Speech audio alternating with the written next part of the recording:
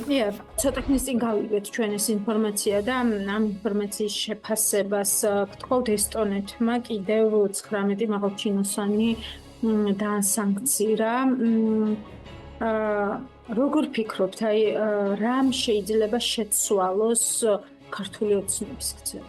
რთული სათქმელია, გამომდინარე იქიდან, რომ ის განცხადებები, რაც აქამდე მოგვისმენია, წესით უნდა იყოს საკმარისი საფუძველი იმისთვის, რომ რაღაცა რეორიენტაცია მოხდეს, იქნება ის დასავლეთის მიმართ მტრული ნარატივების თუ უშუალოდ ქცევის. აქამდე ყოველ შემთხვევაში შედეგი არ არის იმისა, რომ სანქციებს რაღაცა ფორმით გავლენა ჰქონდეს ამაზე, თუმცა ალბათ დროთა განმავლობაში და რაც უფრო მეტ ადამიანს პერსონალურად შეეხება მსგავსი სანქციები, შესაძლოა მაშინ რაღაცა ფორმით დავინახოთ ცვლილება რაღაცის, მაგრამ ამ ეტაპზე მართალი გითხრათ, არ ჩანს ეს შედეგი და სავარაუდოდ ალბათ თუ შეერთებული შტატებისგან დაწესდა რაიმე ფორმის სანქციები, განსაკუთრებით ინდივიდუალურ პირებზე, მაშინ მაგ სანქციებს ალბათ გაცილებით უფრო დიდი შედეგი მოჰყვება, ვიდრე თქვა თავიზო შეზღუდვები ან რაღაცა სხვა ფორმის სანქციები, რომლებიც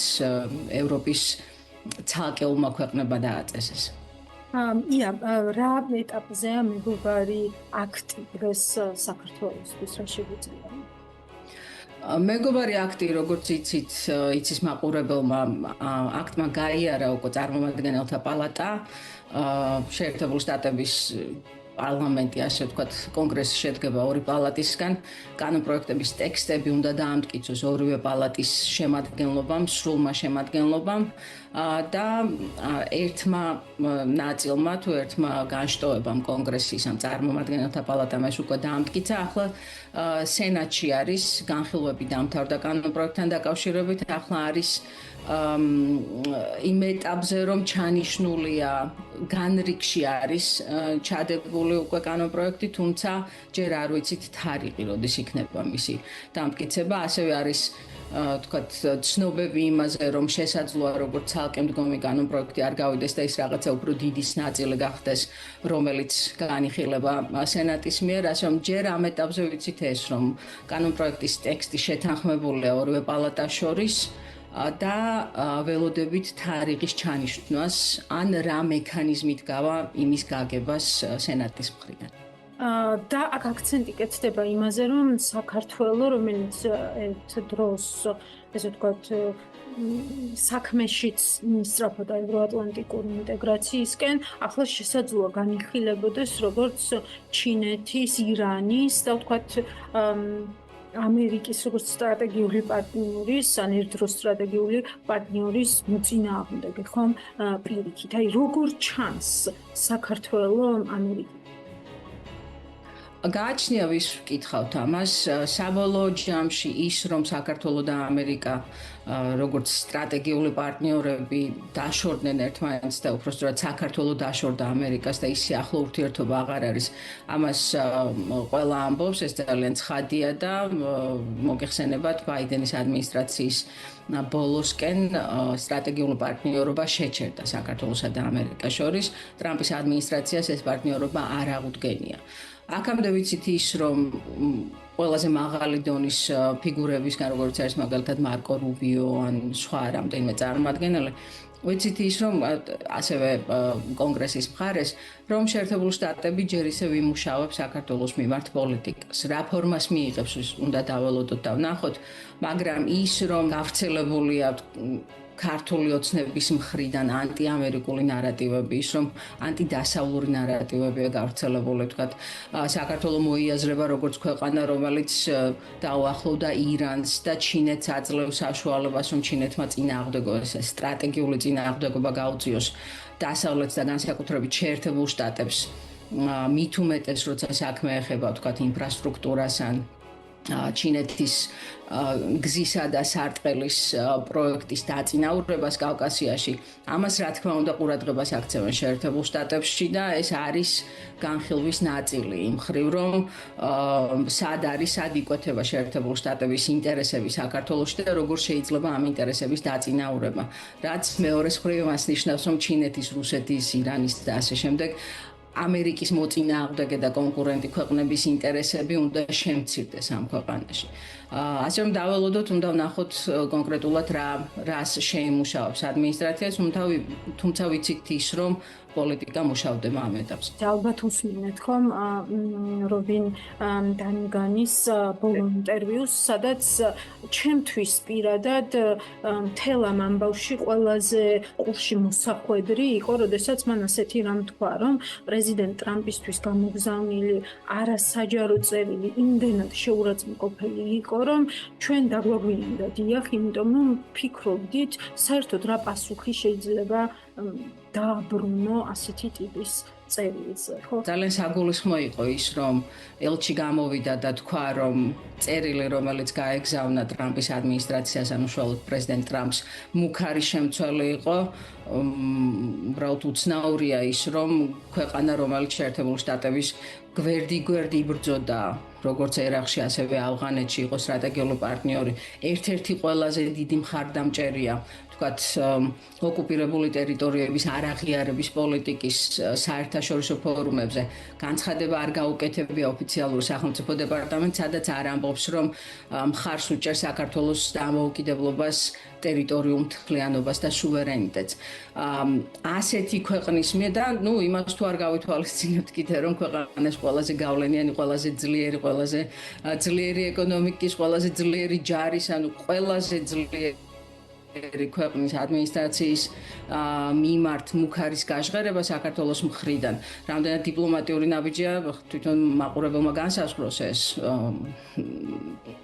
რა თქმა უნდა არ არის ეს კარგი დიპლომატია, მით უმეტეს მაშინ, როდესაც ურთიერთობები ასე არის გაფუჭებული და გაუარესებული. ამ დროის განმავლობაში. ის რომ ელჩმა ამის შესახებ ხმამაღლა ისაუბრა, მიანიშნებს იმაზე, რომ რაღაცა ეწინააღმდეგება ქართული ოცნების იმ ნარატივს, რომ ჩვენ მზად ვართ იმისთვის, რომ ურთიერთობა აღვადგინოთ ამერიკასთან, გავაუმჯობესოთ ამერიკასთან, რომ ახლა ამერიკის ხარეს, ამერიკის ჯერია, რომ ნაბიჯი გადადგას. ეს ელჩმა ვფიქრობ რაღაცა ყურადღება გაამახვილა იმაზე, რომ ასე არ არის, რომ ამერიკას ნაბიჯი არ აქვს გადასადგმელი, იმიტომ რომ ამერიკამ არ გააფუჭა ეს ურთიერთობები.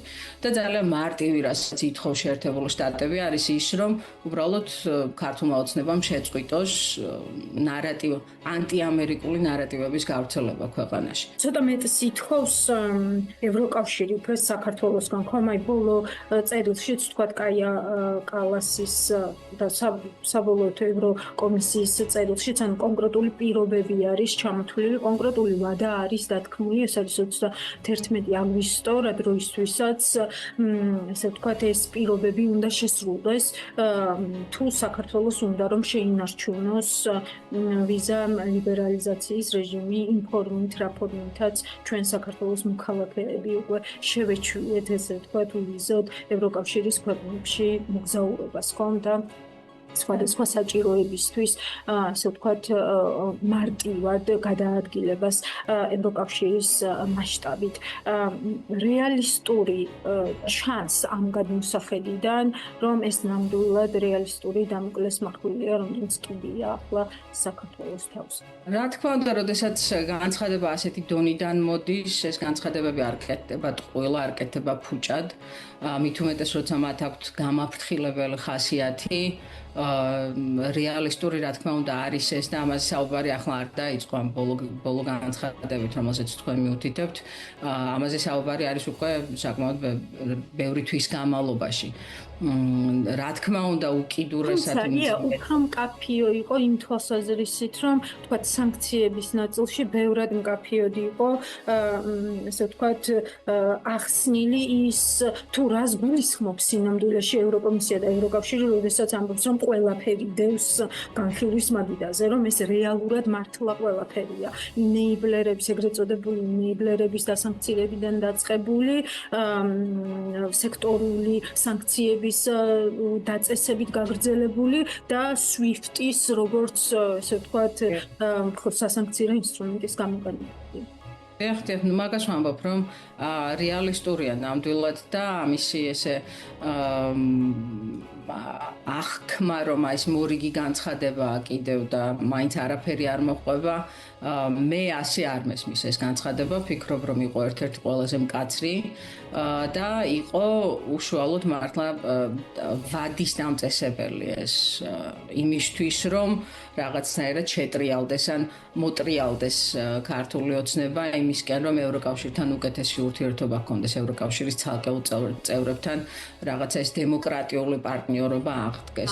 ყველაფერს ესე ვთქვათ უპირისპირდება დეზინფორმაციის ნაკადი, ხო? მათ შორის ესე ვთქვათ ერთ-ერთი მიზეზი, რაც მე წავიკითხე, რატომაც თქვენ შექმენით ახალი პლატფორმა, ესე ვთქვათ მე ახალი მედია პლატფორმა, რომ დაუპირისპირდეთ ესე ვთქვათ ამ დეზინფორმაციებს, მისინფორმაციებს, პროპაგანდას და ასე შემდეგ, ხო? აი როგორ შეიძლება, ანუ რა ენა უნდა ვიპოვოთ იმისთვის, რომ დამარცხდეს, ესე ვთქვათ, ეს დეზინფორმაციის კასკადი, ხო? ამ წერილზე მთავარი არგუმენტი, ესე ვთქვათ, რაც გვესმის ჩვენ და თან გვესმის ქართული ოცნების პრემიერ-მინისტრისგან პირდაპირ არის ის, რომ როგორ შეიძლება დავყვეთ ამ წერილის მოთხოვნებს, როდესაც ესე ვთქვათ, ეწინააღმდეგება ევროკავშირი იმას, რომ კაცი კაცია და ქალი ქალი. ხო, რა ვიცი, ეს რაღაცა იმდენად უმნიშვნელო პატარა ნაწილის ამოღება იმ ძალიან დიდი სურათიდან, რაც საბოლოო ჯამში სახეზია, რომ უბრალოდ რაღაც ყურადღების გადატანა ხდება შიდა მოხმარებისთვის. რაღაცა საკმაოდ მარგინალურ თემებზე. ზუსტად იგივეს აკეთებს რუსული პროპაგანდა, როდესაც ამბობენ, რომ ეს დასავლეთის ეს გახრწნილობისგან უნდა დავიცვათ ჩვენი საზოგადოება და რომ დასავლეთში ყველაფერი ასე ცუდად ხდება. რაც არ არის მართალი, გამომდინარე იქიდან შეერთებული შტატები არის ერთ-ერთი რამდენადაც არ უნდა გაგვიკვირდეს ეს თუ გაუკვირდეს მაყურებელს. შეერთებული შტატები არის ერთ-ერთი ყველაზე რელიგიური ქვეყანა მსოფლიოში. მოსახლეობის დაახლოებით 85% ამბობს, მე არ ვამბობ, რომ ეს ყველა ეს მართლმადიდებელი ან კათოლიკე, ქრისტიანი ან რაღაცა ყველა მუსლიმია და ესა რა ქვია, იუდაიზმის მიმდევარი, მაგრამ 85% ამბობს, რომ ისინი მათ სწამთ, ისინი ცდილობენ, რომ რაღაც რელიგიური პრინციპებით იცხოვრონ. შეერთებულ შტატებში ეკლესიაში დადის უამრავი ადამიანი, განსაკუთრებით კვირაობით და ძალიან არიან ესენი ჩართული. ესეთ სულიერ ცხოვრებაში, იქ რა თქმა უნდა არის 300 მილიონია ქვეყანა და რა თქმა უნდა არის იქ გამონაკლისები, რომლებიც ვთქვათ არ მოგწონს, არავის მოსწონს რაღაცა გადახვევა იმ ზნეობრივი თუ რაღაცა რელიგიური პრინციპებიდან, ისეც მოსახლეობის ძალიან დიდ ნაწილს ჯერა. ეს არ ნიშნავს იმას, რომ მთელი ქვეყანა ასეთია. ეს არ ნიშნავს, რა თქმა უნდა, იმას, რომ მთელი ამერიკა რატომღაც გახსნილია, იმიტომ რომ უბრალოდ რაღაცა შეიძლება ერთი მიმართულება ამოიღო ქვეყნის ცხოვრებიდან. დეზინფორმაციის წინააღმდეგ ბრძოლა უბრალოდ რა ვიცი, ნაწილობრივ არის ჩვენი როგორც ჟურნალისტების საქმიანობა, რომ ადამიანებს მივაწოდოთ ზუსტად ის რაც მოხდა, ვილაპარაკოთ ფაქტებზე, ვილაპარაკოთ ამ ფაქტების სხვადასხვა შეფასებაზე და თავად მაყურებელმა გადაწყვიტოს შემდეგ რას ნიშნავს ეს ყველაფერი. იმიტომ რომ ვფიქრობ, რომ განსაკუთრებით ქართველები ვართ საკმაოდ ისეთი კრიტიკული ხალხი, რომელიც ყველაფერს წონის და ყველა მხარის დანახვა უნდა. ამიტომ რა ნაწილობრივ ასე როგორც